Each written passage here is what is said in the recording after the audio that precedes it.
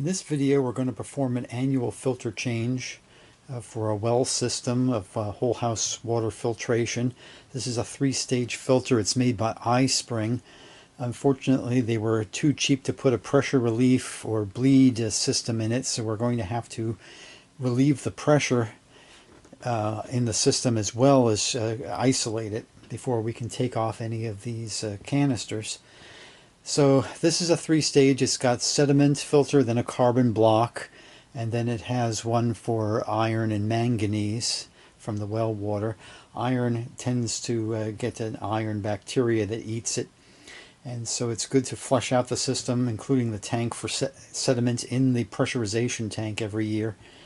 And it's also good to clean it with a little bit of peroxide. So there's your replacement filters accordingly. There's your sediment, carbon block, and your manganese. To the left here you have the water heading to the house. This is the whole house. It's a 1-inch pipe, and here's the shutoff to isolate it from the house. Here's the output from the 3-stage. There's the input over there. And if we come over to the pressurization tank, there's the pressurization tank. There's the output and input to the pressurization tank. Here's a pressure relief. This is your dial. This is your relay that will turn it on and off at a preset. And this is a 119-gallon tank. Yours might be the size or maybe smaller. It'll be set within a range. I like to detune mine from 40 to 60 to about 35 to 38 for the tank, where it turns on around 38 and turns off around 58. Some of these go from 30 to 50. So, depending upon what your pump in the well is rated at, you'll set this accordingly. So let's go ahead and set this up. We're going to replace it, and we're going to back flush into here some peroxide, hydrogen peroxide, and then we're going to flush it through the house also. And we'll put new filters on. I've already put new labels on it. We're going to do these yearly, the iron and manganese and the carbon block. The sediment we'll do every 6 months. So here's the change date, and here's the replace date for next year on these, or 6 months hence on the sediment filter. The materials you're going to need are the filter wrench, an air compressor, a pressure reader for the air compressor, an inflation chuck on your air compressor, a drain hose to drain the pressurization tank, and some hydrogen peroxide. This is food grade 12% hydrogen peroxide, so it would be diluted 3:1 for the traditional type you buy at a grocery store or something like that. This is much more economical, and this is what you're going to be using, something a little stronger. So there you go, 12% hydrogen peroxide.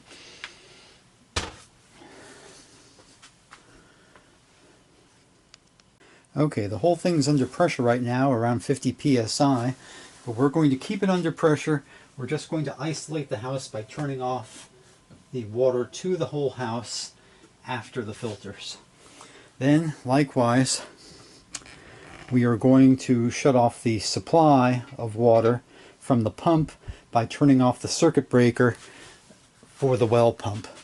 We have a breaker on the wall, cut out right next to the unit over here, but there's also one, of course, in the fuse box. So I'm going to shut it off at the fuse box so the pump will not turn on while we're working on it. With the drain hose attached and either out of the house or into a drain that can handle the capacity of water, I'm going to open this valve up and allow all of the pressurized water to come out of this tank. Opening up all the way, let it all go.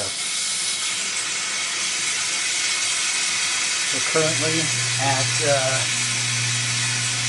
48 pounds of pressure, so we're just going to let it all go out to nothing. It doesn't matter if this is turned off to the filters. You can turn it off now just as an exercise so we see what kind of pressurization relief we have to do to get these filters off, because right now the filters are under pressure. Okay, that didn't take too long. Now we are completely out of water in this tank. In fact, let's open this here, this valve. You should hear a little water. Just a drop or two. Now the filters are not under pressure anymore. And we can remove them with the filter wrench.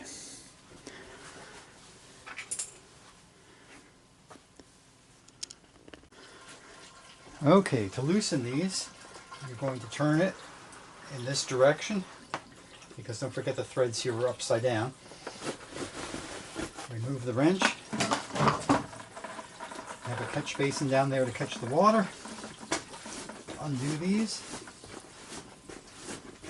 Let's see what we have.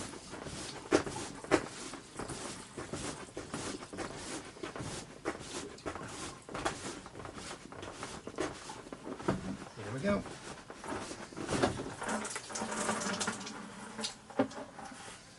Okay, so that's what 6 months of sediment looks like right there.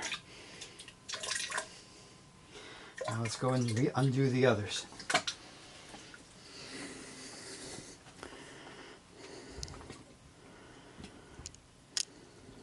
Okay, there's your carbon and your manganese. Now these now are empty. I'm going to reinstall them with no filters in them, just screw them back in. Okay, I screwed these in just hand tight. This one I'm going to leave open on purpose. I want to refill these because I'm going to use the pressure from the house as back pressure to push the hydrogen peroxide into the tank.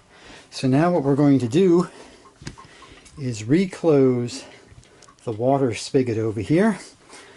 And we're going to turn back on the pump and get pressure back into this tank and get water back into the tank. So here we go. We'll hit the breaker with the well pump. And there it goes. Oh, I forgot to turn this off. When water starts coming out of here, we're going to turn this off because we just want to refill these things with water. There it goes. All right, we're done. Now what we're going to do is reflush this tank. We're going to turn off the breaker again. We've isolated it with both things turned off. We're going to turn off the breaker and re-drain this tank. With the tank empty again, we're going to close this valve completely. Close off our drain. We're going to tighten this one up all the way. We can open this again on the ground to reintroduce these to the pressurization unit. So we're going to tighten this one up all the way.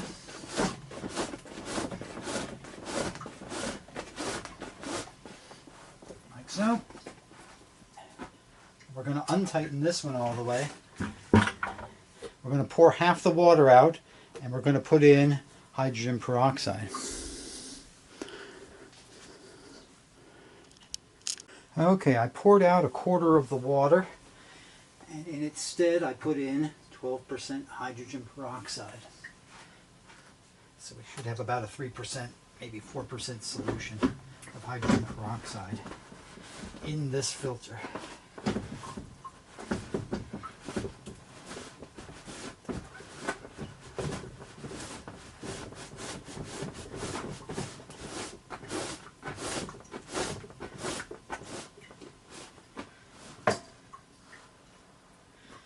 Okay, so now all of those are filled with water except for the last one, which has hydrogen peroxide. Now, to really get this water to backflush into the tank, we're going to relieve the pressure in the tank. Your pressure valve is going to be on top. We're going to take a measurement and see what it is to refill it. It should be about 3 pounds less than the low pressure side when this valve kicks in. So let's take a measurement. Let me find my gauge. Alright. The gauge is measuring 34 pounds. I'm going to purposely take all the air out of this thing. No water should come out. If there's no breach in your tank, The top of this tank should be all air. So I'm just going to release this until there's no air left. If you have a valve stem removal tool, use it, because that way the air will come out quicker and it's less tedious. You just let it do its thing. All the air came out with no water. That's good. That means that the bladder is not damaged at all. So now with the air out, we're going to put the valve stem back in.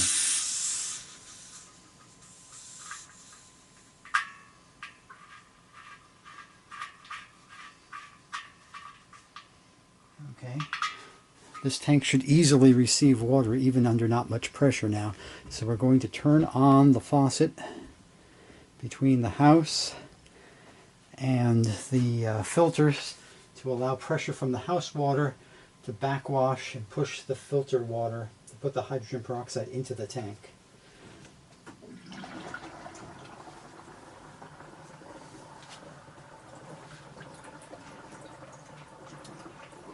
Okay, you can hear it doing its thing. Looks like I have to tighten these up a bit. There we go.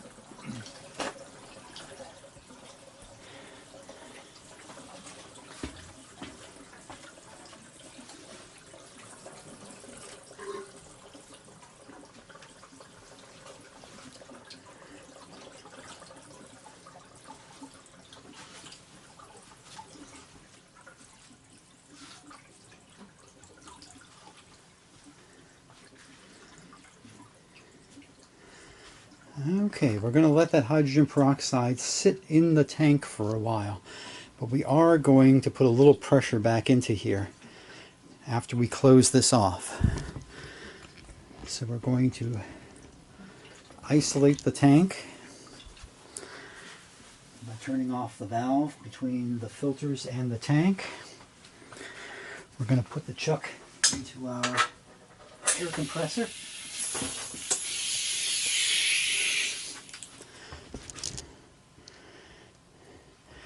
Let's bring it back up. It doesn't have to be the final pressure, but I want to get some water in there from the well too. So we're going to come in here.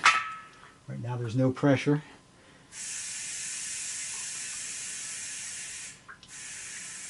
I have to turn on the pump itself. I mean, turn on the air compressor to get some more pressure.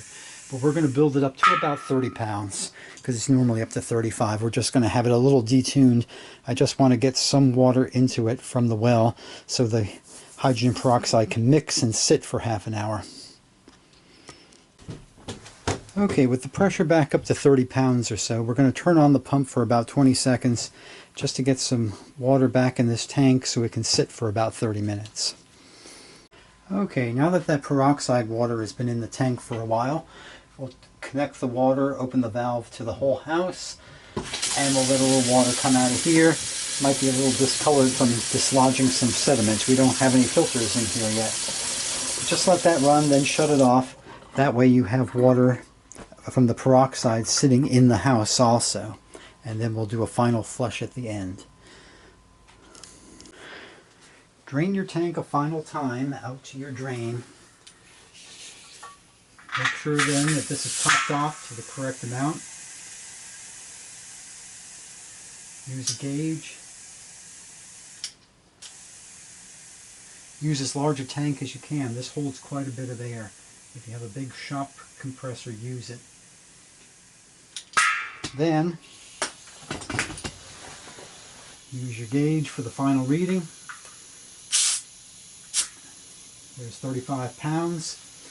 I have this set for the kick-in to be 38. It should be 2 or 3 pounds below the kick-in, and then the high kick-out should be 20 pounds past that. So I kick in at 38 pounds and I kick out at 58, and I have the tank set to 35. So now that the tank is drained and the pressure is taken off of here, we can put the new filters in and we'll refill the tank. Final steps. With the power to the pump turned off, with the valve to drain the pressurization tank now closed and the tank back up to its proper air pressure, and with these with the valve to the house turned off, so the house is still under pressure, but this now has no pressure. We're going to put the respective filters for sediment, carbon, and manganese iron in these things. They're generally go in any orientation, although the manganese one tends to have one side up. That should be marked. So we're going to put the new filters in, making sure that the gaskets are still on the filters. And we're going to tighten the sediment one and the carbon one. We're going to leave this one cracked so we can bleed the air out of it, and we'll have a bucket under it once we slowly introduce pressure to the system. Sediment filter does not have a gasket. The carbon block and the manganese iron do. So we're ready to screw them in. With the well pump now back up to pressure, with the power on and the drain closed, we're going to open the petcock between the pressurization pump and the filter assembly. We're going to let them fill up with water. We're going to let the air escape here since there's no bleed valve, and we're going to wait for a little water to come out, and then we're going to shut off the supply again so we can close everything up tightly. I haven't tightened anything up at all. Everything's just hand tight at the moment, and this one is purposely a bit loose. They have filters in them. They're filling with water, and they're almost up to filled up. And once the third one is filled up, there it goes. It is now, all three are filled. So we will turn this off, and we will tighten everything up. We're ready to go. Each of these filters assemblies has a double O-ring, and you probably saw them. So you shouldn't have to give this a death quench. The water tightness is through those O-rings and a little bit of snugness. So you go ahead and turn it down until it's snug. Come in here.